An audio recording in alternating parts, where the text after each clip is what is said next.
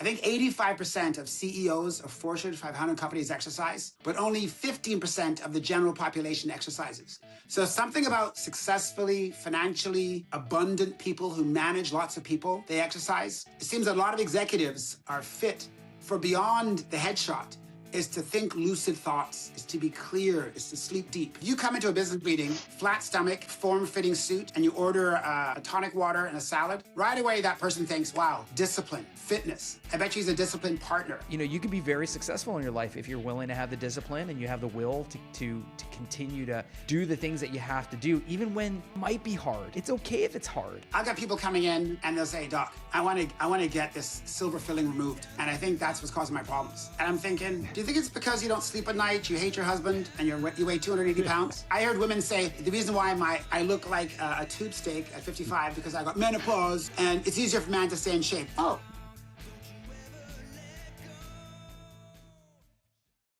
Ben, okay. Good to see you. Hey. First of all, kicking off 2026, Ben and Dom, we're starting off 2026. It's going to be a blast because we got a lot of good guests that are coming. We have a lot that's going to be going, and hopefully, Ben, I predict you want my 2026 prediction just start right out. Okay, I like it. Start hot. Yeah. Put some poly market on there. Yeah. It's simple. I'm just saying more you podcast is going to blow up in 2026. Okay, I'm ready. That's all I'm saying. I'm just throwing that out. We're due. Okay. All you right. know, we've been due for a little bit, but I'm ready. Ben, we're finding you at the office tonight. One of those what's days, happening? you know? You're out there making Jaws beautiful again? Making Jaws beautiful again? Is that what you're doing? I'm making hot people hotter. I'm blessed, you know. I had a case go a little bit long, and then she was feeling nuts, so I'm still here. Then the fellow's doing a case she wanted me to help her with, and then it just gets too tight to make it home. So I was like, screw it. I called my wife to make sure she wouldn't be pissed if I showed up at 9 p.m., and she said, no worries. So, Ben, just a few things just on my mind. First of all, I just want to also say, too, Ben, I have heard our hyperbaric chamber is showing up. I did hear that. We're clearing out a room already. That imminent makes us want to talk about our gracious sponsor, MD Hyperbaric. MD Hyperbaric is the place to go for hyperbaric treatments. Obviously, we're big fans. We have a tank that's actually dropping right into the location. It does just about everything for you. But Ben, I know that thing's coming in hot. My question to you is, how much time are you going to spend in that MD Hyperbaric chamber? I try, I'm going to get in. Time? I'm definitely. It's funny you say that. We were talking to it today about a patient, and they were like, "How often do you have to do it?" I'm like, "I think more is better." So I'll get in there every day if I can. Come in. I got my key to the office. Yeah. Well, it's the thing is, like, I think you're there, but I think you're going to need some guided assistance because they're going to have to they're going to pressurize and non-pressurize you. But I'm pretty quick. I'm pretty quick at that. I'll figure it out. Yeah. Hold on. Is Uche Gucci on? Oh, there he is. I was having some challenges. I was like, our man, Dr. Uche. Yes. I love it. You know what? Uche kind of like, I like how Uche just came in like a friend of the podcast. He's just one of our boys that just popped in. I love it. Yeah. I love it. And I see you're keeping warm there with the beard. I'm doing it. Mine's coming. Some record temperatures, anything you can. We burn bridges. We just to keep it hot. And the salt and pepper, you wear that well. Yeah, but thanks, man. It's good that we have some testosterone. We still got the testosterone after 50. Yeah, I like it. Uche's looking good, and I like this look, man. I mean, he looks cool, right? Cozy. Hey, thank you.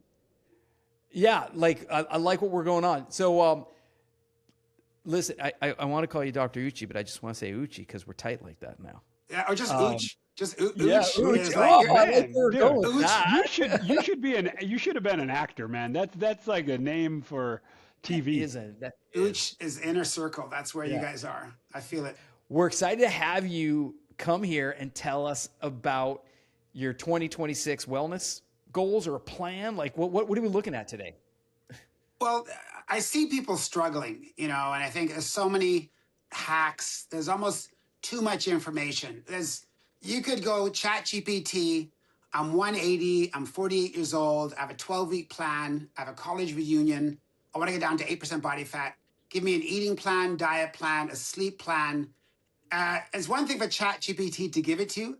it's a whole other thing to actually do it. You know, you need a do it GPT, not just an information GPT. So we're swimming in information. It's the accountability, and not only to do it. Like anyone could get down to 10% body fat.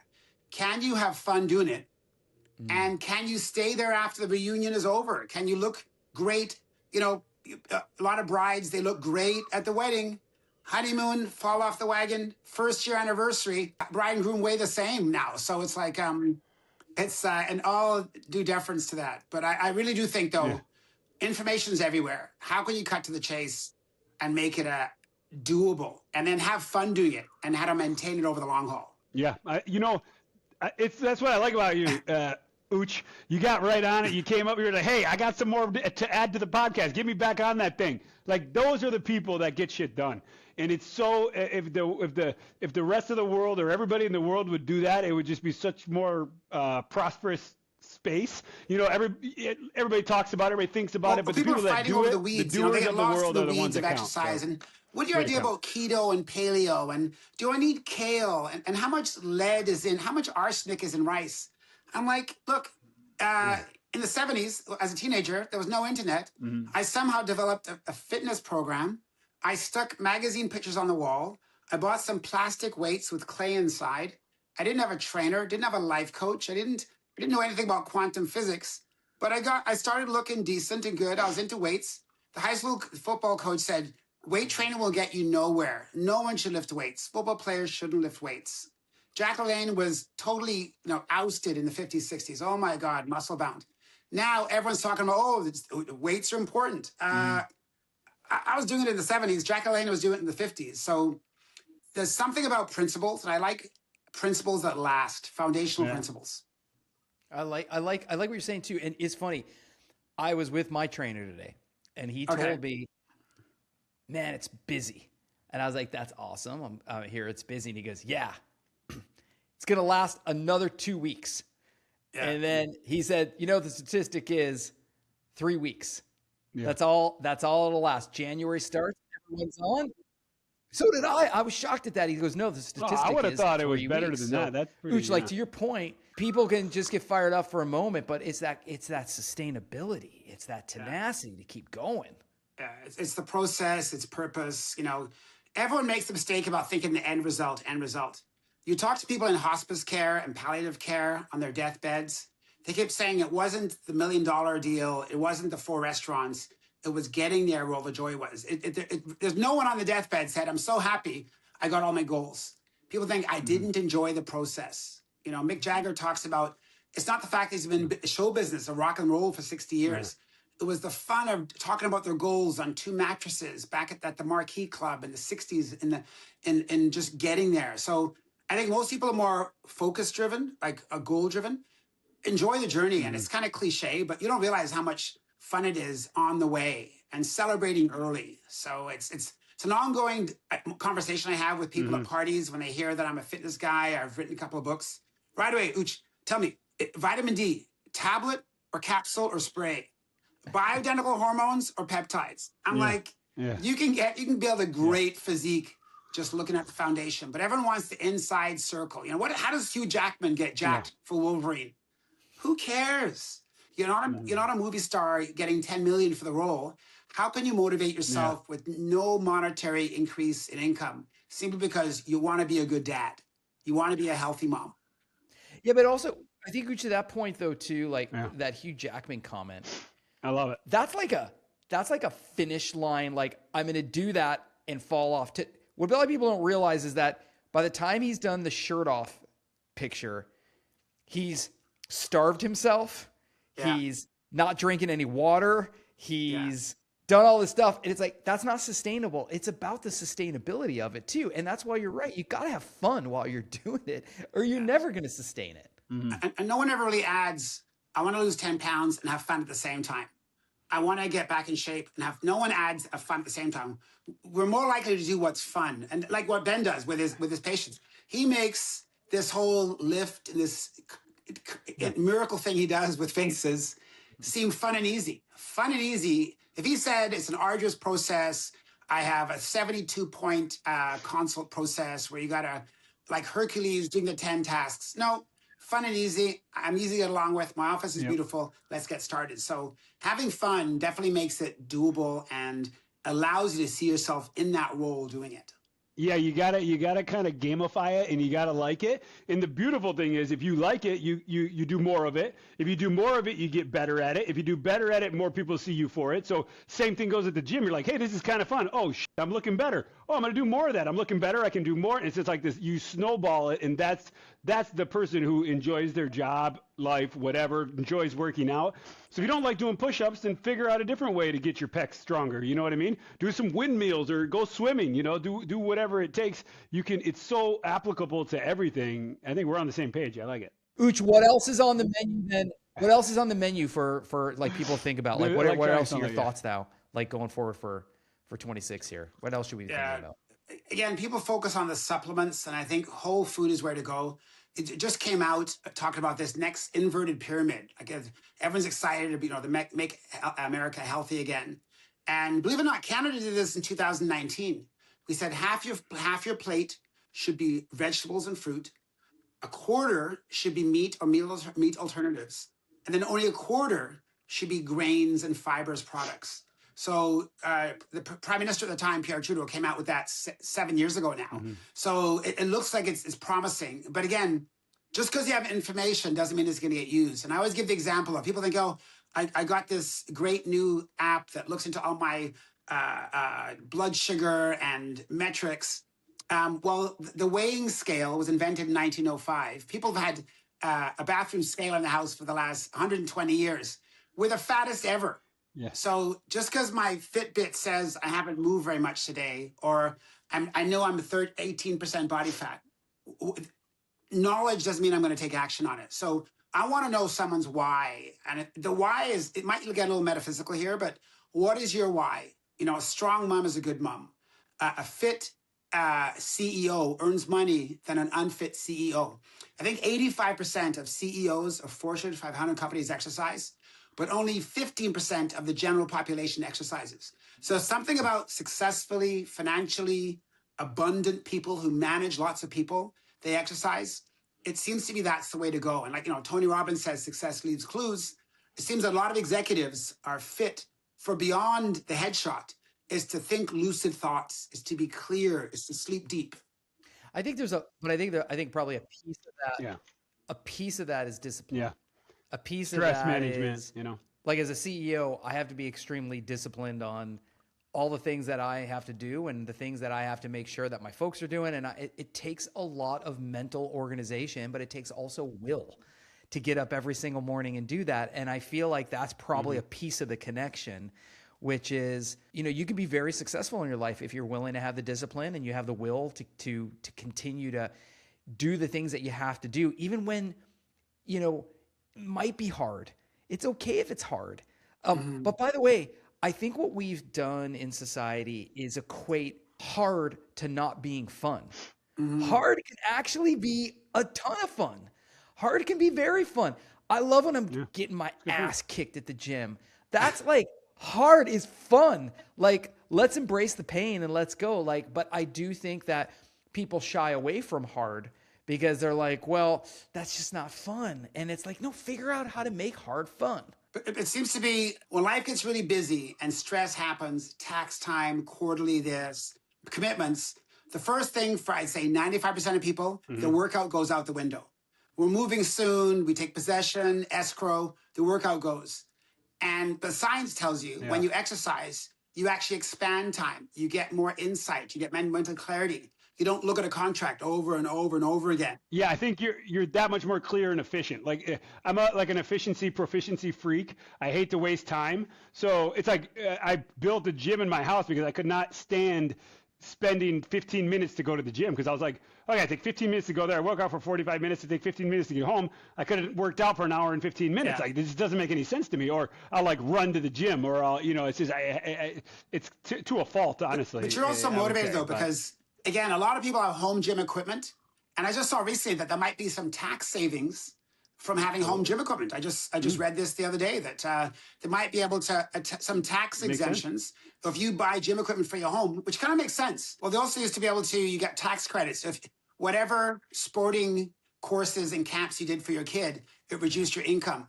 Fit kids don't become fat adults. And now we save money because, a stroke is $100,000. A stent is $50,000. A heart attack is $1.2 million. So allowing you to write off or expense your kid's hockey camp, it might seem decadent, but then again, it looks like you're going to make it a lifelong habit. However, though, only upper middle class and people making 3 figures, 6 figures a year can have the time to do camps. I was going to counter that with the CEO thing about them 75%, 85% CEOs working out, and then 15% of the general population. I mean, I definitely have the, I'm not a CEO. You guys are, Dom is. I think, you consider yourself a CEO, Uche? Or you kind of are yeah.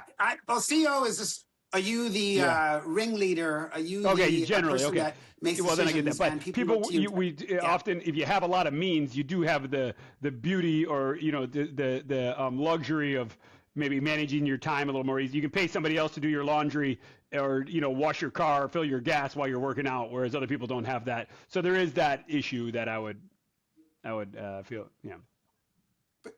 But people making under 6 figures though then say, well, it must be nice. Rich people can afford to have a personalized trainer, equipment. Well, Oprah, 5'7", 235 pounds. Elvis, 5'11", 280 pounds at his biggest. Janis Joplin, 5'4", 160 pounds, and died with alcoholism and drug abuse. So being rich or having means doesn't mean you're going to use the program. There's a lot of overweight people that aren't using it. So it goes beyond the money because a lot of fit people don't have a lot of commitments, who are not, doesn't have 80 staff, doesn't have the business demands on them. So they do have time. If you work 9 to 5, technically you have lots of time at night. You're not thinking about your employees. So people make excuses, and it's never a good reason as an excuse. I heard women say, oh, men have the reason why I look like a tube steak at 55 because I got menopause and it's easier for man to stay in shape. Oh, so you've never met a 52-year-old lady. Women are going to blow up our cars or something. Be careful, okay? I hear it all the time. Men have an easier time. I see guys with skinny legs, big bellies, that own car dealerships. So, when you're old, it's tougher to get in shape. When you're older, you have a lot less commitments. You have the money and you can delegate. It's easier to get in shape over 60 when you're retired than when you're 25 as a PhD student. But everyone has these excuses. And all you got to do is, I think Richard Bach said, if one person can do it, anyone can. True. I like it.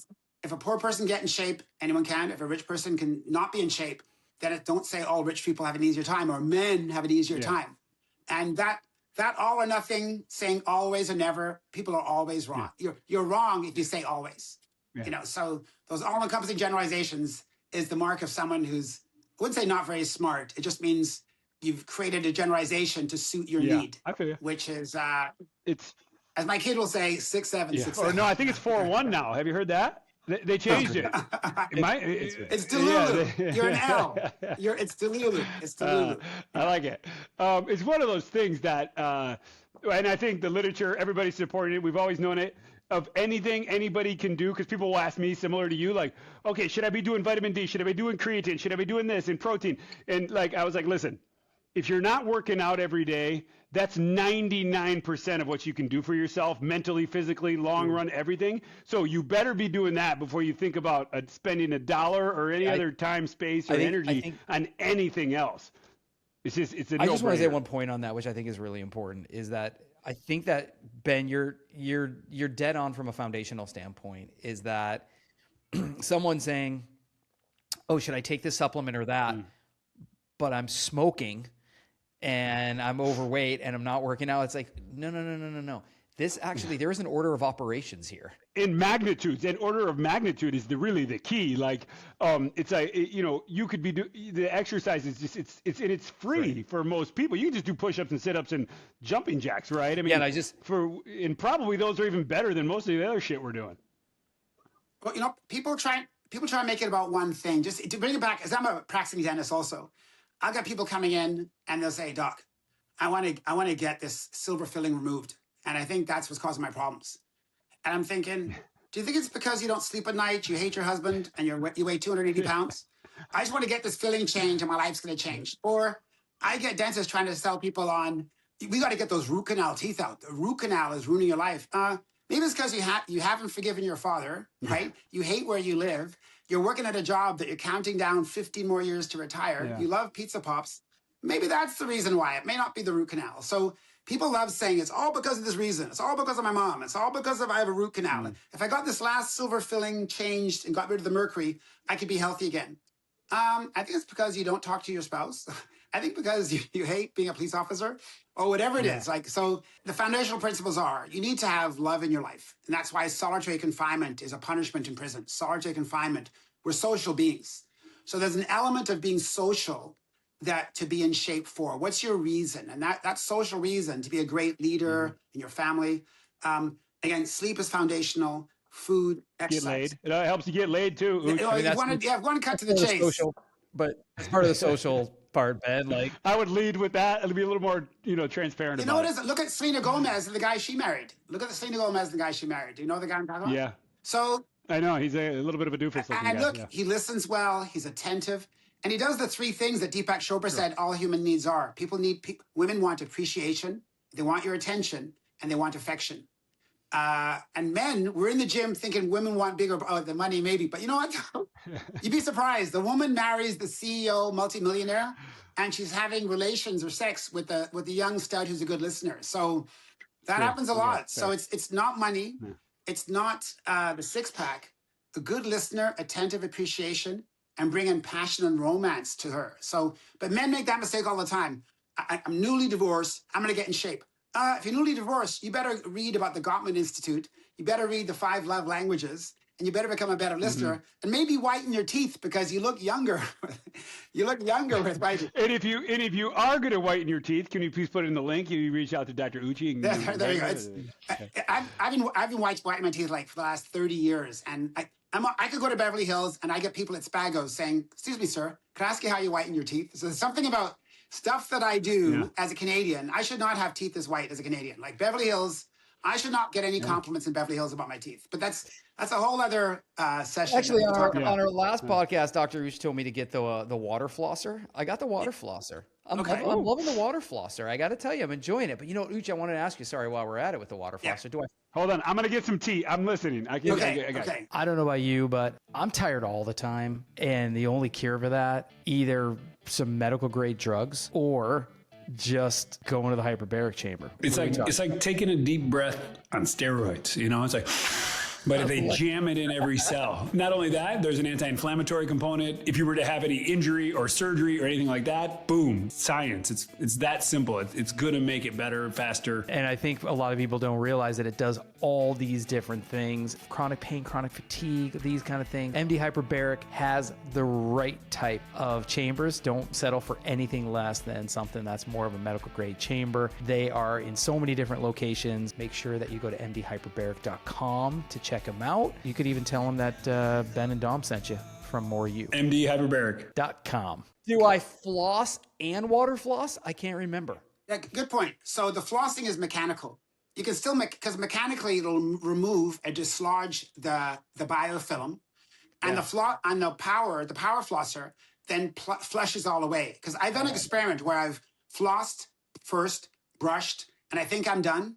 You put a power flosser in and you lavage it with water, you get new food out. You're thinking, I would have gone to bed for 8 hours feeding my P. gingivalis and my strep mutans this fermentable product, and then they make acid, and that's how we get cavities. So I think that's the triad. Like a Philips power brush, flossing is still mechanical. You're not going to get away from that. And then the power flosser flushes it all away. Really low cost. People think, oh, isn't it expensive?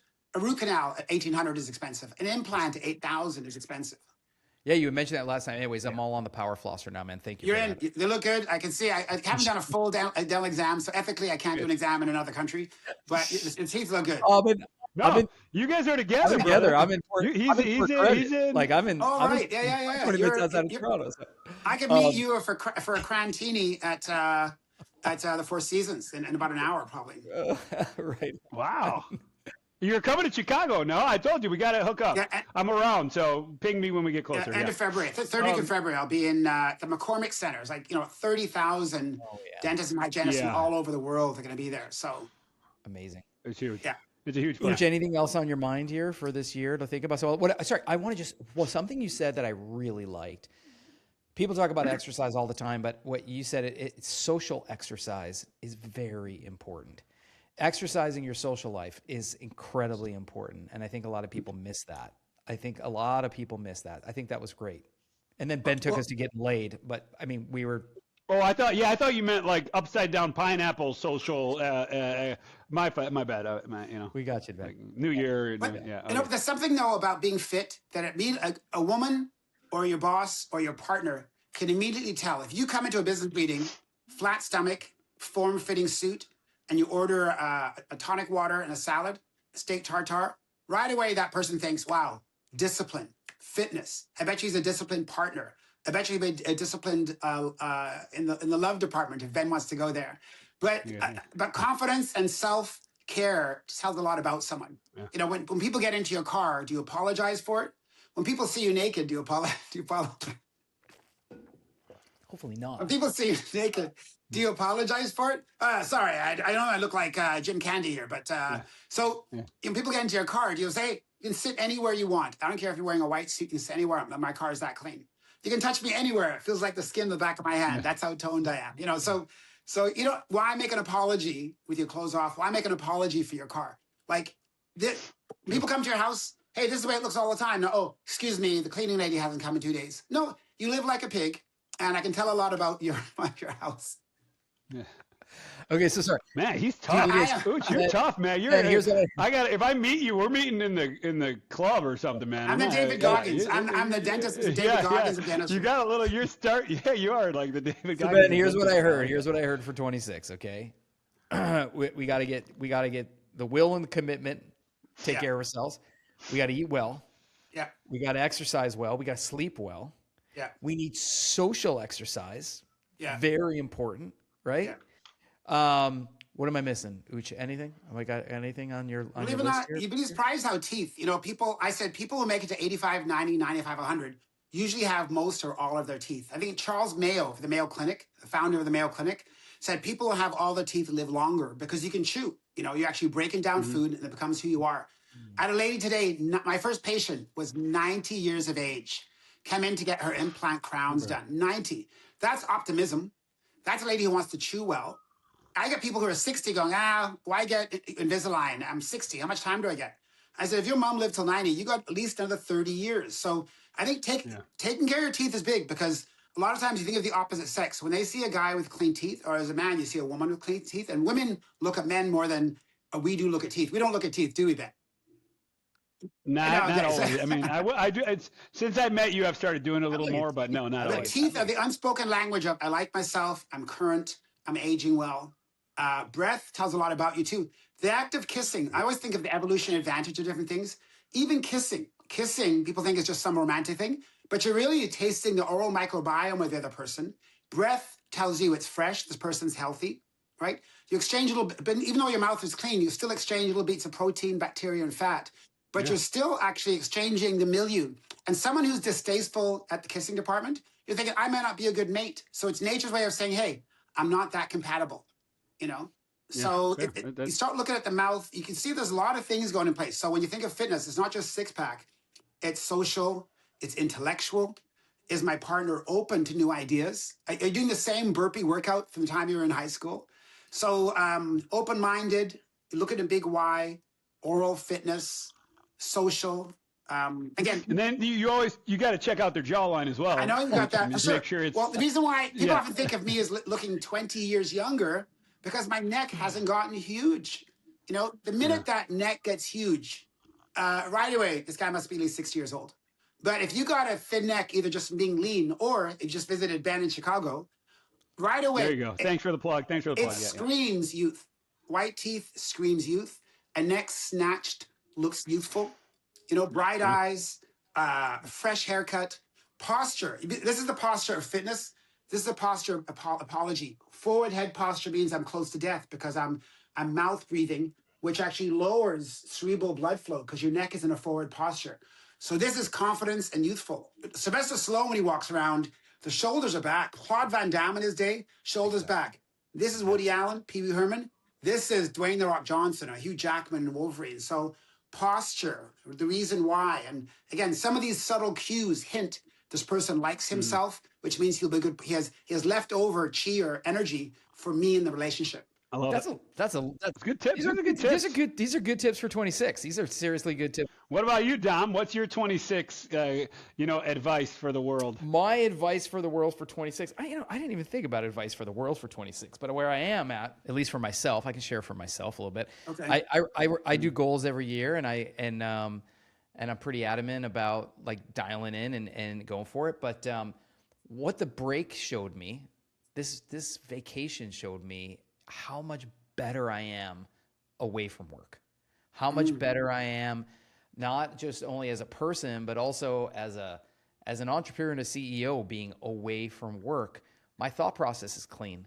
My thought process is unencumbered. I can see things differently. So I need to take a lot more time off and time to myself. I think that's critical. That's a huge one for me. I also need social exercise. I have all my best friends are somewhere else. They're all have moved somewhere else. So I called my buddy and I was like, we got a road trip. We got to road trip it. We enjoy road tripping. I think spending time, like you guys tell me, I don't know, when's the last time you like spent real quality time with your best friend that's not your partner or spouse?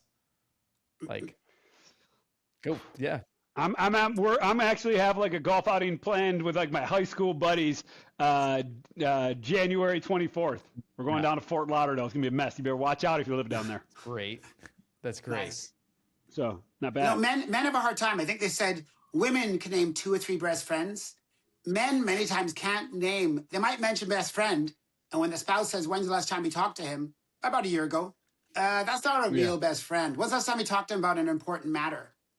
Never. We don't talk about our childhoods because it's too painful. Yeah. That's why men often say we die 6 years earlier, because we're missing that emotional oxytocin, serotonin connection. And then I read an article that yes, if the couple has been married for 50 years, they're both 75 years old, and the man dies, the woman lives like another 15 years. And if the woman dies, he dies like within 6 months or something crazy, because it's like his only companion, So by the time they're that age, so if one gets fit, they say men benefit more from a relationship than women do.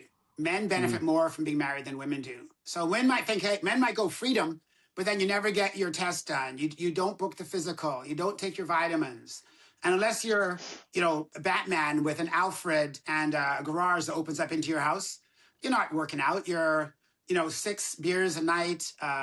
You're watching porn. Your phone gambling bill is high. You're swashing down your vitamins with some Jack Daniels in the morning.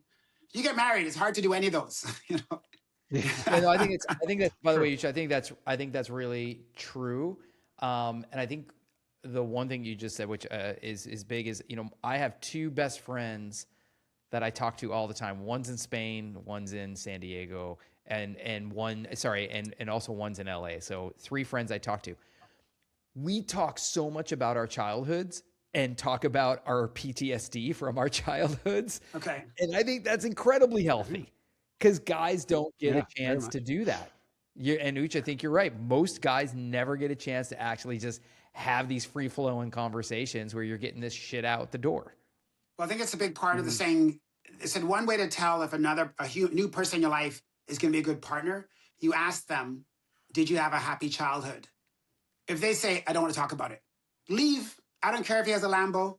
I don't care if she's a 36, 23, 36. She hates her childhood. She's going to duplicate that childhood in your family. They also ask, do you talk to your parents? My dad's a loser. Haven't talked to him in years. I hate my brother. He owes me money. Run. I don't care if he's a CEO. I don't care if he's got a Ferrari. Run. So there's something about being able to talk about your childhood and retelling the good stories. Because even in the same family, the siblings all tell different versions of the childhood. You can say, Dad was amazing. No, he doesn't. He's an a-hole. So there's something about, now you talk about, that's emotional fitness. There's physical fitness, mental fitness, emotional, social fitness, as you said, Mavi. So there's something about, can you talk about your childhood without crying? That tells a lot about how emotionally regulated you are. And that's what Gabor Mate, I think he wrote a book, and also Bessel van der Kolk talk about the body keeps score. You talk about physical conditions that come up, like hips are tight, sciatica, irritable bowel, are often the body is trying to tell you haven't healed yet, and you keep stuffing it and deny it. So there's something about not being able to share about your childhood in a way that's positive and making amends and forgiving your parents. That means that's a healthy guy, but that's a healthy woman to have a relationship with. So don't be fooled by the white teeth and the muscles until you realize, did you like your dad? He was a great guy. He's my hero. How about your mom? We still talk. Brothers and sisters? Yeah, I just saw them last week.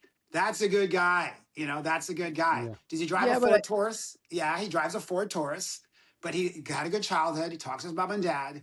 And it is, you know, there's nothing wrong. I'm from Detroit, Michigan. Uche. Okay. There's nothing wrong with the Ford Taurus. The Ford Taurus is a great car. Shout out to Ford. Shout out Lambo. Yeah, there you go. There you go. I'm gonna push back on that because I think that you can't really control your childhood, but you can still be okay. I didn't have a great dad. I have a wonderful mother. She's phenomenal, and we're super, super close, but can't control my father. Also, I have a brother who doesn't talk to anybody. But I'm not the guy that does that. I talk to everybody. So like, I hear what you're saying, that, you know, somebody who has no friends is sometimes telling in that you haven't had a chance to hold on to some relationships. I think that's probably fair that you haven't had a chance to do that. I think though individuals sometimes are in a situation where you can't control your childhood. I would tell you that I'm still super tight with my friend from kindergarten. That's something I can control. I can control. So the interesting thing about that was only because, not that I have a BA in psychology doesn't mean much. I have a BA in psychology, read lots of books on psychology and self-improvement. But there's something, even if you had a toxic dad or a toxic mom, forgiving them is huge. Oh, yeah. You can still say, he gave me life, you know, so. I can do better than that. Your dad gave you life. I respect him for that. I know he had it tough growing up. I forgive him. And now you look like there's some healing there. Or my brother's a little different. My sister's a little odd. You know, she's going through some tough times. I respect that. I love her anyway. And now you become a guy that a woman will say, okay, I'll relate to you just because you're being vulnerable. And so there's ways to say, they said, if you could have a crappy childhood, and I think Wayne Dyer used to say, it's never too late to have a good one because you can keep telling the stories and make the neural connections stronger with the good parts of childhood. You know what I love growing up in England. I was 3 miles away from Abbey Road, 2.5 miles away from the marquee place where the Rolling Stones played. England was amazing. And coming to Canada, there was opportunity everywhere. Did we live in poverty? Yeah, but we still went to a private schools. My parents wanted us all to have schools. My mom did their best. They lived on one income in a very low cost city to grow up in. So I look back on, wow, I admire those two. Gave up their own freedom to give 4 kids a chance to go to university. So when a woman or in a conversation hears that you've done some healing and you've forgiven and there's some love there, this is a good guy. I like that guy. I think what I would say is that the healing part is incredibly important. Holding grudges, very bad for your health. Very, very bad for your health. And I think for myself, at least, I'm proud of I just don't hold grudges. I just get over stuff fast, and I'm really always willing to mend fences like all the time. I think that's a big time. The best line I heard was, holding too many grudges and too much debt are things that make you not sleep at night and be unhappy in general. And those are the 2 things you really need out of your life. Yeah, and I like that. No, Peter, And even if you are holding the grudge, just don't tell them. It'll help your game. Just tell them that you forgave them, even if you didn't really. The chicks will dig it. Say or don't even tell. Like, if you spend the whole hour talking about your ex, she's leaving. If you spend the whole hour talking about how you've been done wrong, that's not a great guy or a great woman. So there's something about focusing on the joy, and that might sound a little cliche, but I would rather spend someone who's going to elevate me rather than bring me down. And I remember Peter Attia, he was coming across like just a tough guy in Outlive, talking about how he got into cycling and he was measuring the wind coefficient on the back of his cycling shirt. And I'm thinking, that sounds a little intense for me. Yeah. And then his last chapter said, I was physically and sexually abused around age 5 and 6. He said, I had rage inside me. He said he wasn't taking care of himself. He was overweight. He was a boxer that wanted to kill people. And people usually don't get to the end of the book. I think most people never get past the first chapter. But at the end of the book, or the end of the audiobook, he said, I had rage. And now he said he's been in therapy for 10 years because he almost lost his wife and everything because he hadn't healed that little boy inside that was wounded. And so Peter Thiel still comes across pretty tough guy. He still doesn't come across like he's a fountain of information. Yeah. But the warmth is not there. I don't think I've seen him smile in any of his podcasts, but beautiful mind. But there's something about having a tough childhood, which almost everyone has. Donald Trump Jr., as much as his dad's a billionaire, had a tough childhood. So you can't just say, yeah. In a different way, for sure. In a different way, for sure. So there's something about emotional fitness means being emotionally regulated and saying, I had a good childhood. And if someone says they didn't, then you got to start thinking, how much time do I want to spend? Unless you want to heal. Like sometimes if you have they talk about God takes 9 steps towards you and you take 1 step towards God. If you have that inside you as a healer and as a nurturer, then you use your talent to help someone as a doctor or as a friend. But if you're doing that everywhere you go, where do you get replenished? Who's replenishing you if you're healing everyone? So there's something about high-level people need to hang around each other who've moved past talking about, my shingles, or moved past talking about my flat butt. Like, let's talk about something bigger than that, So anyway, so there's emotional fitness, mental fitness, financial fitness, physical fitness. I think we overlook, everyone wants the 6-pack. And I read the other day that there's more millionaires in the United States than people with 6-packs. It's easier to become a millionaire in the USA than to get a 6-pack. I would bet that is true, no doubt. There's more millionaires in the United States with 6-packs. So that's an interesting fact. So when you say I want to become have a 6-pack, maybe go for the $1 million net worth first, and work on a flat stomach. Maybe one little square, maybe a line down the middle. Yeah, I like it. Well, Uche, we appreciate this kickoff for 26. We're gonna take a lot of this with us, and we appreciate you coming and visiting us again. And we're looking forward to having you come and visit us more and more. We appreciate it. It's my pleasure. I love sharing. It allows me to go deeper in my own mind with the way things. And they always say you teach what you most need to heal yourself and learn. So I'm a lifelong student, and that keeps me young. I've got a curious mind. That's Keep it up. we love it. Keep us active. Okay, Uche, take care, guys. We got somebody on the dock. Okay, Yeah. sounds good. Thanks, Uche. Take care. Rock and roll. Yeah, bye-bye.